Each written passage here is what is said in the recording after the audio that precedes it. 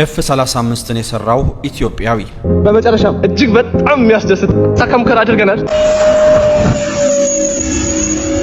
የአሜሪካው ተዋጊ ጄት በኢትዮጵያ ተሰራ።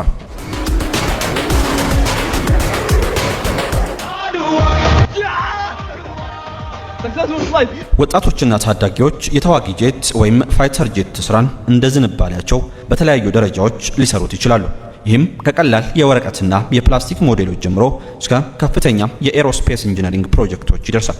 በኢትዮጵያም ወጣቶች በዘርፉ ያላቸውን ዕውቀት ለማሳደግ እንደ የኢትዮጵያ አየር መንገድ ስቲም ስኩል ያሉ የትምህርት እድሎችን በመጠቀም በተግባር የታገዘ ስልጠናን ያገኛሉ። በኢትዮጵያ በድሮን ቴክኖሎጂ ዘርፍም በተለይም ለሀገር መከላከያ በሚውሉ ሰው አልባ አውሮፕላኖች ላይ ወጣት ባለሙያዎች ትልቅ ሚና እየተጫወቱ ይገኛሉ። ነገር ግን በትልቅ ደረጃ ያሉና በዓለም አቀፍ ውጊያዎች የተመሰከረላቸውን ተዋጊ ጄቶች በኢትዮጵያ ውስጥ ሰርቶ ያሳየ ወጣት መመልከት ከባድ የነበረ ቢሆንም አሁን ላይ ግን ኢብራሂም አሊ የተሰኘ ወጣት የአሜሪካኑን F-35 ተዋጊ ጄት በመስራት መነጋገሪያ ሆኗል። ሰላም ጤና ይስጥልን። የተከበራችሁና የተወደዳችሁ የሰሞነኛ ቤተሰቦች እንደምን አላችሁ? በዛሬው ጥንቅራችን ኢብራሂም አሊ የተሰኘውን ኢትዮጵያዊ የፈጠራ ባለሙያ የሰራትን F-35 ተዋጊ ጄት እንመለከታለን። ላይክ፣ ሼር እና ሰብስክራይብ እያደረጋችሁ እስከ ዝግጅታችን ፍጻሜ አብራችሁን ቆዩ። ኢብራሂም አሊ ማን ነው? ኢብራሂም አሊ ይባላል። ከዚህ በፊት 6 ድሮኖችና 3 አውሮፕላኖችን ሰርቷል። አንዱን ፕሌን ከ2 ክራሽ በኋላ በተሳካ መልኩ እንዲበር አድርጓል። ወጣቱ የፈጠራ ባለሙያ ኢብራሂም በቱርክ ሀገር ሳምሰን ከተማ ውስጥ በሚገኝ ኮሌጅ ሶፍትዌር ኢንጂነሪንግን እየተማረ ይገኛል። ወደ ቱርክ አቅንቶ የትምህርት ዕድል እንዲያገኝ ያደረገውም የፈጠራ ባለሙያነቱ መሆኑ ይነገራል። ኢብራሂም በቱርክ ብቻ ሳይሆን በዓለም አቀፍ ደረጃ እውቅና ካላቸው ድሮኖች መካከል አንዱ የሆነውን ቱርክ ሰራሹን ባይራክተር TB2 ድሮንን አስመስሎና መጠኑን ቀንሶ ከሰራው በኋላ ይህን ልዩ ችሎታውን እየተመለከቱ ወደ ቱርክ አምርቶ ትምህርት እንዲከታተል እድልን አመቻቹለት። ለኢብራሂም እንደ ሮል ሞዴል አሪያ ያገለገለው ደግሞ የባይራክተር ድሮን ፈጣሪ ሴቹ ባይራክተር የተባለው ቱርካዊ ባለሙያ ነው። ሴቹ ባይራክተር እንደ ኢብራሂም ሁሉ የኮሌጅ ተማሪ ሳለ በፈረንጆቹ 2005 የሌሎች ሀገራት ድሮኖችን አስመስሎ በመስራት ለቱርክ መንግስት ያቀረበ ሲሆን አሁን ቱርክ ለደረሰችበት የድሮን ምርት አቅምም በዋነኝነት የሚጠቀስ ግለሰብ ነው። ዋናው ዕውቀት እንጂ ሀብት አይደለም የሚለው ኢብራሂም ታዲያም እንደ ሴቹ ባይራክተር በኢትዮጵያ ውስጥ የተዋጊ ጄት አሊያም የድሮን ምርትን የመጀመር ፍላጎት አለው። ወጣቱ ኢብራሂም ኢትዮጵያን በድሮን ምርት ከዓለማችን ቀዳሚ ሀገራት መካከል አንዷ የማድረግ ህልም ያለው ሲሆን ለኢትዮጵያ ብቻም ሳይሆን ለመላው አፍሪካ ሀገራት መትረፍ እፈልጋለሁ ይላል። ያለ ማንም ድጋፍ ተዋጊ ጄቶችንና ድሮኖችን የሚሰራው ኢብራሂም ከትምህርቱ ጎን ለጎን በሚሰራቸው የትርፍ ሰዓት ስራዎች ለፈጠራ የሚያስፈልጉትን ቁሳቁሶችም ያሟላል።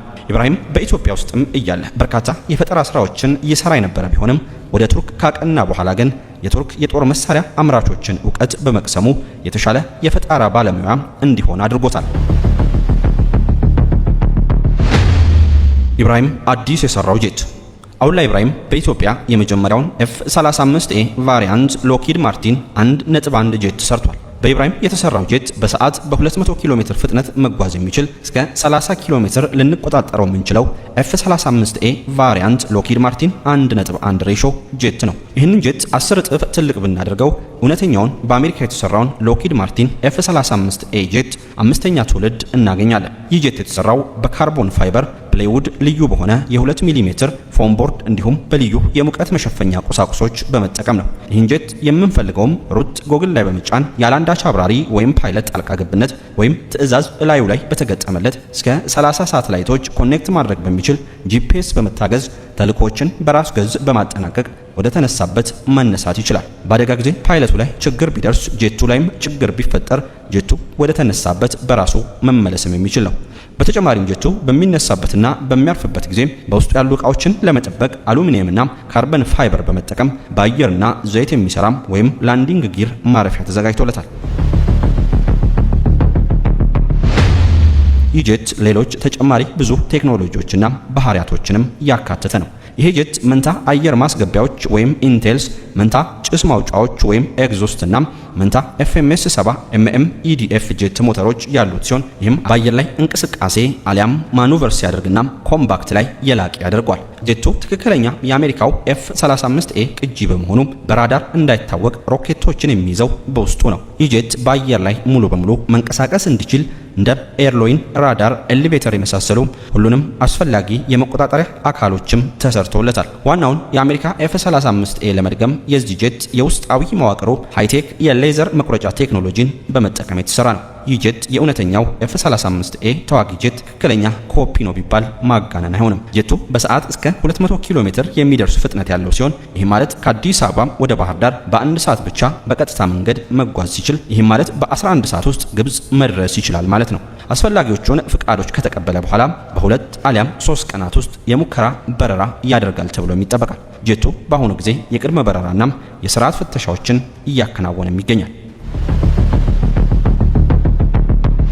አደገኛው F-35 ዓለማችን ከአንድም 2 ዓለም አቀፋዊ ጦርነቶችን ብታሳልፍም ስፍር ቁጥር የሌላቸውን የአካባቢ ውረድና ውረድ ቁመት መለካካቶችን በታሪኳ መዝግባ ብታሰፍራቸውም ዳሩ ግን እንዳይቀሰቀሱባት ዋስትና የሚሆናት ትምህርት አልቀሰመችም። አሊያም አውቆ የተኛን ቢቀሰቅሱት አይሰማም አይነት እንቅስቃሴ ውስጥ ትገኛለች።